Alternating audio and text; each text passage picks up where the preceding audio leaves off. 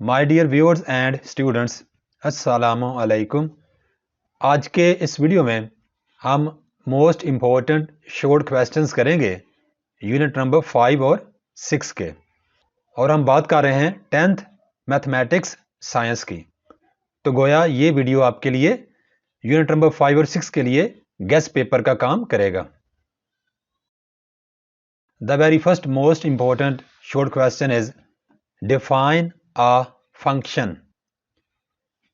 The next one is define arithmetic mean. Write De Morgan's laws. Define frequency distribution. The next one is what do you mean by harmonic mean? Define a subset and give one example. The next most important short question is for the data 12, 5, 8 and 4, find the harmonic mean. The next one, define one-on-one function. The next question is define class mark.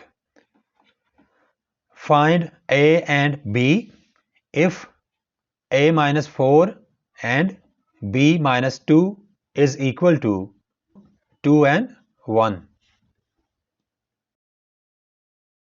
Define weighted arithmetic mean.